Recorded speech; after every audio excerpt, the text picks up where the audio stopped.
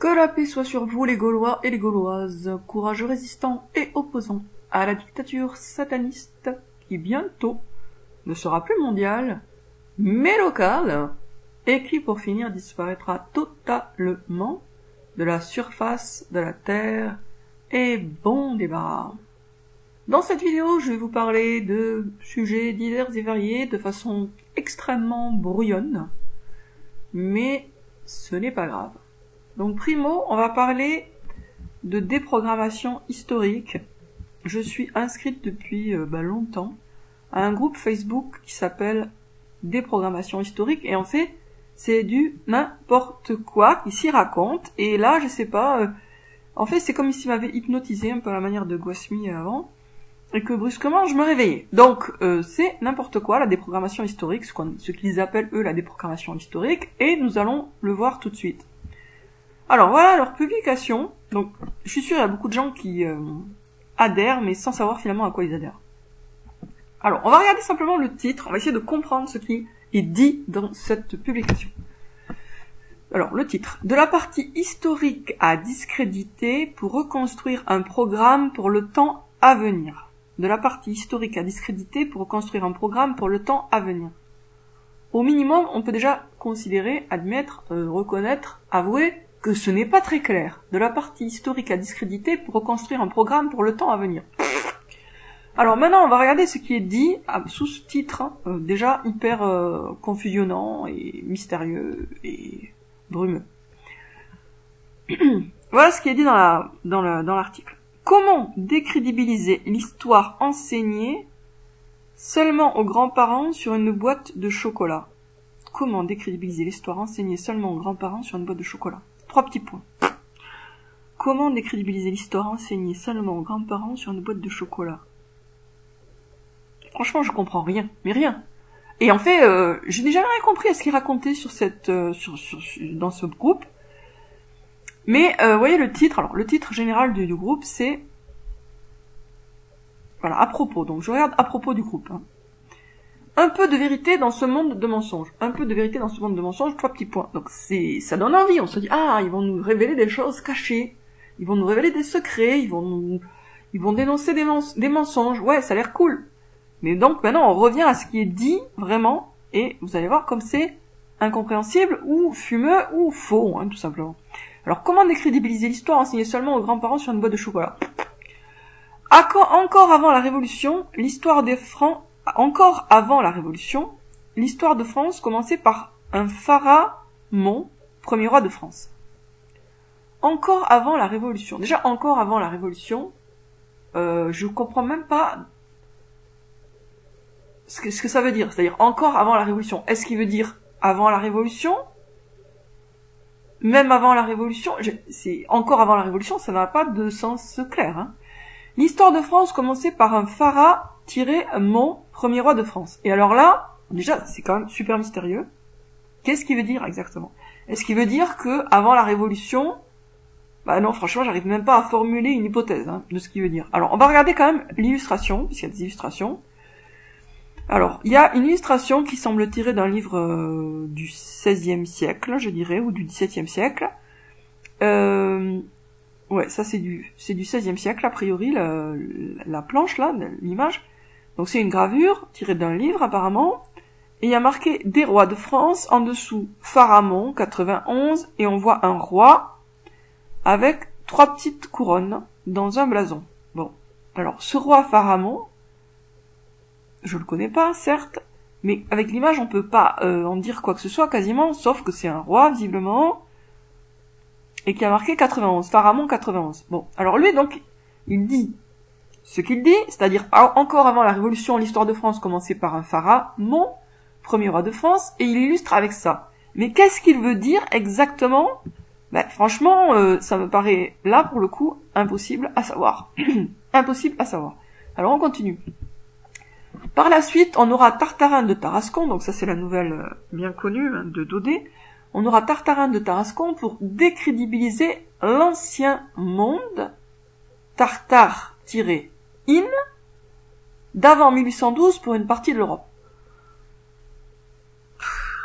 On vit vraiment dans un monde d'enfumage. Alors, on avait Pharamond, il avait fait Pharamond avec un tiret entre les deux, Phara-Mont, et là, il nous fait Tartare-1. Donc, en fait, dans les images Tartarin de Tarascon, c'est Tartarin de Tarascon, il n'y a pas de tiret. Hein. Et Pharamond, l'image de ce roi, ou de je sais pas quoi d'ailleurs, en tout cas, il y a un roi et puis il y a marqué Pharamond dessus, je sais même pas si c'est l'image d'un roi, au final. C'est-à-dire, on a une image de roi, mais est-ce que Pharamond est censé renvoyer à cette image ou pas? Avec l'image qu'on a, c'est impossible à savoir. Hein. Donc, lui, il parle de mots qui existent, Pharamond, au moins dans cette page, et Tartarin de Tarascon, indiscutablement, et puis il rajoute un tiret au milieu, et il semble faire allusion, mais de façon hyper vague et confuse, à quelque chose. Mais quoi? Je ne sais pas. Donc par la suite, on aura Tartarin de Tarascon pour décrédibiliser l'ancien monde, Tartare-1, d'avant 1812 pour une partie de l'Europe. Brouillard, mystère et brouillard. Tartarin de Tarascon, c'est une nouvelle que j'ai lue. Penser qu'elle a été écrite pour décrédibiliser l'ancien monde, ça me paraît hyper capillotracté. Hein, parce que c'est une nouvelle humoristique, et ensuite, pour décrédibiliser l'ancien monde, quel monde? Alors lui, visiblement, il pense qu'il y a une histoire de Tartare, mais franchement, soit quand on est aussi confus, mystérieux, soit on cherche ça, soit on est nul, soit on est con, soit on cherche à enfuir le monde. Moi, je penche pour la deuxième hypothèse, hein, parce que c'est quand même un administrateur du groupe. Alors on continue. Ou Astérix Obélix, pour vous faire oublier le passé pré-révolutionnaire gallique. On vivait en Gallia, Gaule, et non en France. On s'attaque dès l'enfance chez les crédules. Bon, déjà, syntaxiquement, mais on laisse tomber cet aspect-là. Donc, Astérix et Obélix viserait à faire oublier le passé pré-révolutionnaire gallique. On vivait en Gallia, Gaule, et non en France. Et alors là, il y a quand même quelqu'un qui a rétorqué de façon tout à fait pertinente. Ouais, mais bon, Astérix et Obélix, ils parlent bien de la Gaule, justement. Donc, pour faire oublier que la France était la Gaule, est-ce que vraiment le meilleur moyen c'est de raconter une histoire des Gaulois? Ben non, bien sûr que non. Hein. Donc prétendre qu'Astérix Obélix aurait pour but, que cette bande dessinée aurait eu pour but de faire oublier le passé gaulois, c'est complètement aberrant et débile. Donc on s'attaque dès l'enfance chez les crédules. On s'attaque à quoi dès l'enfance chez les crédules il dit, en fait, ce qu'il dit, c'est complètement des rébus, quoi. C'est des rébus. Alors, il illustre ça par... Alors, collection chocolat lombard. Les rois de France. Ah, voilà, c'est là qu'on a Pharamond. Pharamond, premier roi de France. 420-427. Ok, bah du coup, ça s'explique déjà quand même un peu mieux. La cérémonie de reconnaissance des chefs ou rois se faisait chez les Francs en les élevant sur un pavois que 4 guerriers promenaient sur leurs épaules autour du camp. C'est probablement sous le règne de Pharamond que les Francs envahirent la Belgique en traversant le Rhin et arrivèrent jusqu'à Trèves. Chef franc du 5e siècle, considéré comme le premier roi de France, il fut, dit-on, enterré à Frankenberg. Rien n'est moins établi que ce règne. Alors qu'est-ce qu'on reproche? Donc ça c'est effectivement ce qui était sur une boîte de chocolat. Alors qu'est-ce qu'il reproche, lui, là, l'administrateur, à cette boîte de chocolat exactement? Comment décrédibiliser l'histoire enseignée seulement aux grands-parents sur une boîte de chocolat? Encore avant la Révolution, l'histoire de France commençait par un Pharamond.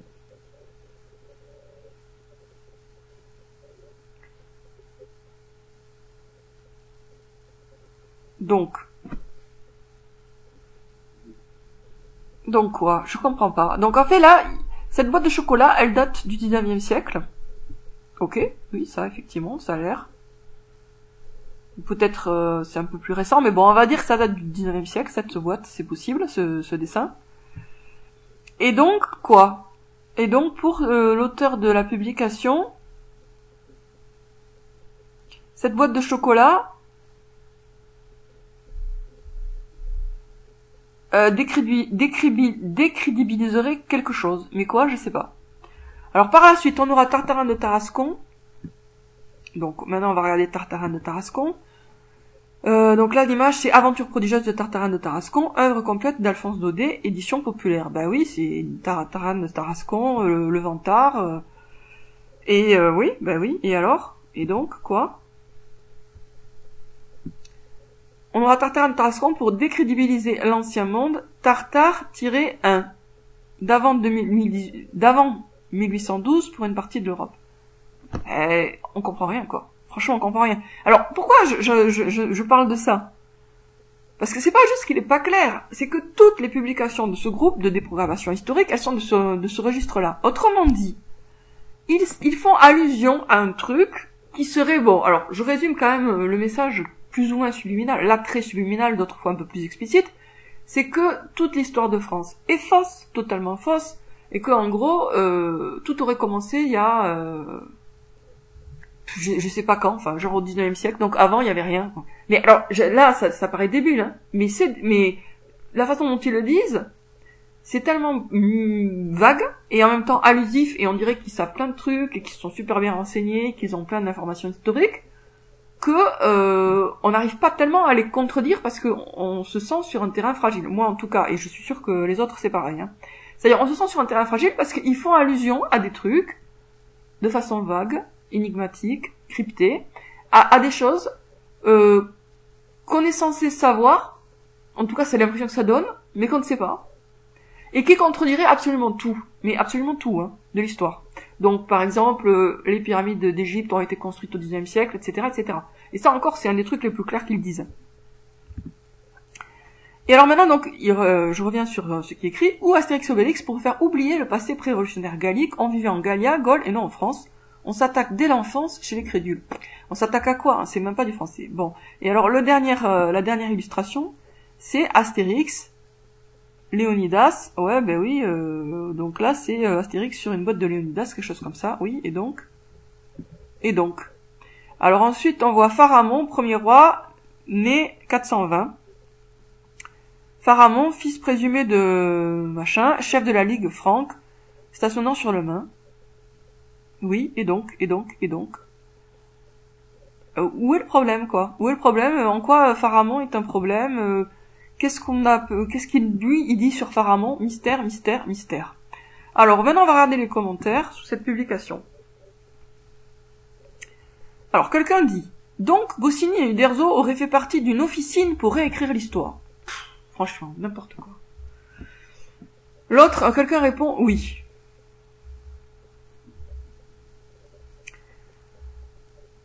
Quelqu'un fait une bonne objection. Je ne vois pas en quoi Astérix décrédibiliserait le passé pré-révolutionnaire gallique, puisque Astérix dit bien vivre en Gaule et non en France. Voilà, ça c'est une objection de bon sens. Et voici ce que l'auteur du post répond, et on est censé comprendre ce qu'il veut dire. Tu en connais beaucoup des enfants qui mettent Astérix contemporain de Louis XV? Donc là, ce qu'il veut dire, je suppose, c'est que sous Louis XV, on ne parlait pas de France, on parlait de Gaule. Alors, de Gaule plutôt que de France. Alors ça, c'est possible. Ça, je pense que pour le coup, alors, j'ai pas vérifié, mais pour le coup, ça me paraît possible. Quoique, si moi je me souviens bien, dans l'œuvre de Marie de Gournay qui date de la fin du XVIe siècle, il est bien question de royaume de France. Donc la notion de France, je crois que eux ils veulent dire qu'elle est super récente, elle est pas si récente que ça. Après c'est à vérifier. Mais moi j'ai pas vu, je pense que j'ai vu France et j'ai pas vu Gaule. Et c'est une écrivaine du XVIe siècle, Marie de Gournay. Donc lui, il a l'air de prétendre, implicitement, que sous Louis XV, donc après, bien après, on ne parlait pas de France, mais de Gaule.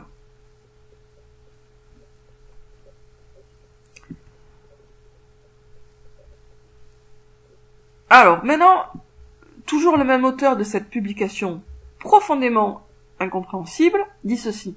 Le travail d'Uderzo et de Goscinny n'est pas honnête, car il rend dérisoire le réel passé de chacun. À partir de là, je n'ai aucun respect pour ces parasites. Mais n'importe quoi. Donc moi, ce que j'ai répondu, c'est ça.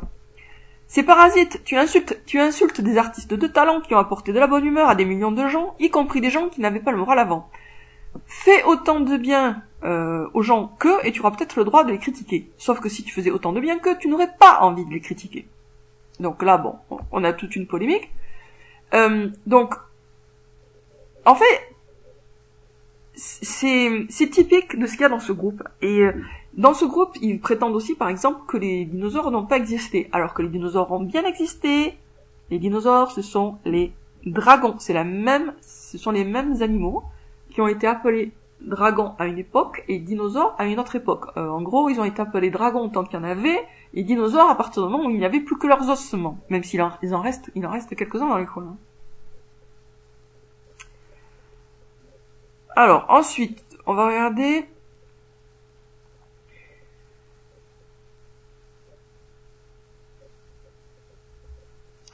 J'avais vu un bon commentaire. Oui, alors eux, ils prétendent retrouver, par exemple, des personnages historiques datant de plusieurs siècles. Ils prétendent les identifier dans de l'histoire beaucoup plus récente. Voilà, alors voilà une bonne remarque. Quelqu'un a dit, il y a trop de points de suspension dans ce texte pour qu'il soit crédible. Ah, c'est tout à fait exact, et je dirais même plus, il y a trop de points de suspension dans ce texte pour qu'il soit compréhensible.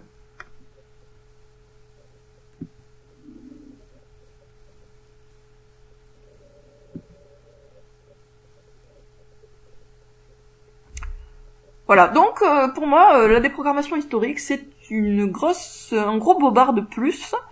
En fait, c'est des gens qui prétendent dévoiler la vérité, alors qu'en fait, ils se contentent de rajouter une nouvelle couche de mensonges. On a les mensonges habituels, et puis eux, ils ont des mensonges totalement inhabituels, qui tendent à supprimer totalement l'histoire. C'est pas de la déprogrammation historique, c'est de l'amnésie programmée.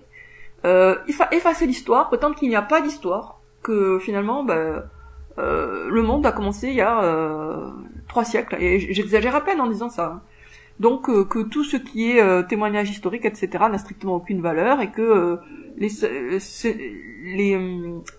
tout aurait été inventé. Alors pourquoi? Mystère, hein, pourquoi? On sait pas. Donc en fait, ça n'a pas de, y a pas de logique. C'est juste. Alors, ceci dit, dans tout ça, il y a des trucs qui sont vrais. Hein. Il y a des faits, des petits faits qui sont vrais, mais eux, ils vont en tirer des conclusions, mais totalement démesurées. À partir de un petit fait, ils vont en tirer une conclusion monumentale, énorme. Ensuite, moi, ce dont je suis convaincu, c'est que effectivement, il y a quand même des problèmes dans la chronologie, c'est-à-dire qu'il est possible que historiquement, on ait rajouté, par exemple, quelques siècles entre le prophète Mohammed et entre le prophète Jésus et le prophète Mohammed, par exemple. Enfin, ça me paraît très très plausible. Ensuite, il y a des événements historiques dont la date a été truquée. Ça existe aussi. Par exemple, Pompéi est très probablement, même certainement, d'après ce que j'ai lu, une ville qui n'est pas antique, mais en fait du XVIe siècle. C'est-à-dire que l'éruption du Vésuve n'a pas eu lieu durant l'Antiquité, mais au XVIe siècle. Ça, c'est hyper plausible. Enfin, il y a plein de très bonnes raisons de le penser. Mais c'est pas parce que, comme ça, il y a eu une tricherie ou une erreur qui a été faite sur un événement bien précis, que l'Antiquité n'a pas existé, par exemple. Mais ça, c'est typiquement le genre de conclusion complètement extrapolée et exagérée et fausse que eux, ils tirent. Alors je dis eux, je les appelle eux, je sais pas exactement qui ils sont.